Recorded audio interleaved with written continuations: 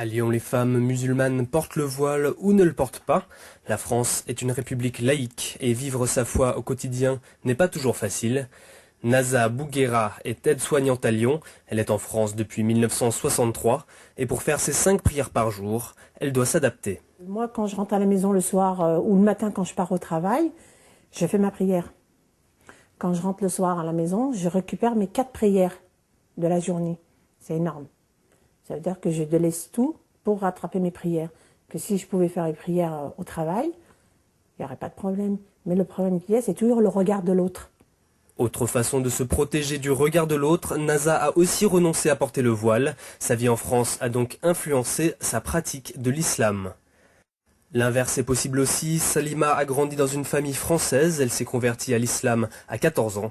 C'est une des rares femmes voilées à avoir voulu se prononcer sur la place de la musulmane en France.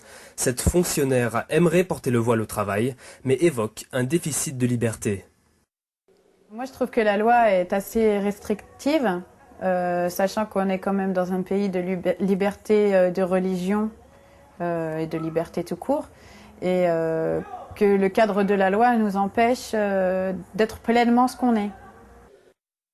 Cette identité choisie et non héritée n'a pas plu à tous les membres de sa famille. Son père voyait la femme musulmane comme soumise. Salima nuance cependant son avis. La seule chose à laquelle on est soumise, c'est Dieu. Après, on n'est pas soumise ni à un mari, ni à un père, ni à un frère, comme on peut le croire. Il y a des différences entre la culture et le culte. Salima se dit libre, mais certains hommes peuvent user de la religion pour asservir la femme. Marie-Martine Chambard milite contre ces abus au sein de l'association Femmes contre les intégrismes. Ce qui pose problème, c'est quand les discriminations se réinstallent, puisqu'on est, nous, dans une société qui ne discrimine pas les hommes et les femmes, qui ne donne pas une place aux femmes parce qu'elles sont des femmes ou aux hommes parce qu'ils sont des hommes. Chacun fait selon ses compétences et ses capacités.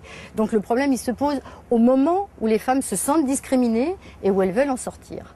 Voilà, où on leur assigne un rôle et qu'elles ne veulent pas de ce rôle-là. Et on sait que ça débouche sur des drames. Éternel compromis, les femmes musulmanes de France doivent se reconnaître entre texte de loi et texte sacré.